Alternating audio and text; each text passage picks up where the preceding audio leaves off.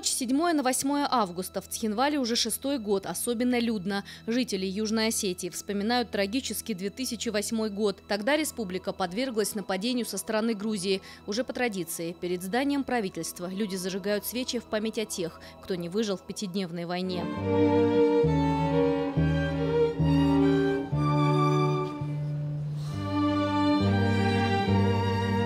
Ежегодно в столицу Южной Осетии приезжает оркестр Рахманинова. Концерт классической музыки длится несколько часов.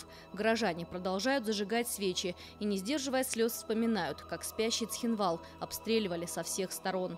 Время не лечит данной ситуации. Мы вспоминаем, вы видите, здесь ребят, которые погибли, людей, которые погибли. Много среди них было тех, которые, в общем-то, и не воевали. Они были просто люди, которые хотели выехать из воюющего Цхинвала. Их расстреливали танками, их расстреливали из всех. Хорошо, что в этот день с нами бывают именно наши друзья, люди, которые приезжают с разных регионов России, с разных стран.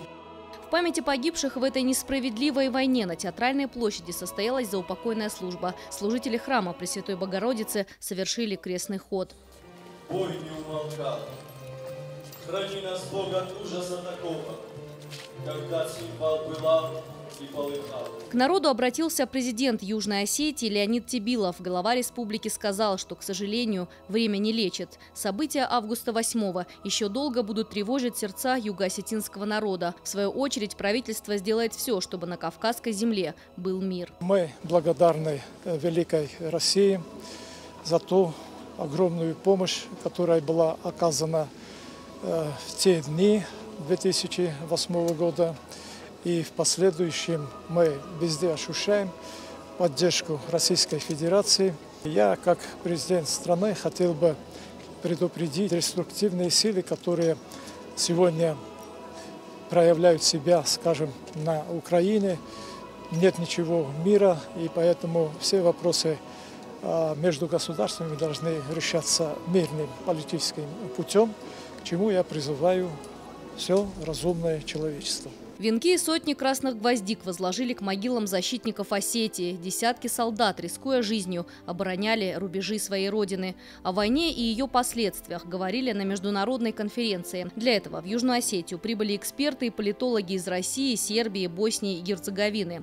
Итог один – проблемы между государствами необходимо решать только мирным путем. Сейчас нужно сделать крепкую страну, страну, в которой не будет коррупции. Нужно сделать крепкую страну. Я думаю, что регион Кавказа это может. Жизнь в Цхинвале спустя 6 лет понемногу налаживается, а горожане уже не боятся выпускать своих детей на улицы. О войне напоминают только разрушенные здания и сгоревшие дотла машины. Елена Черенкова, Валерий Гадзиев, Осетия ТВ.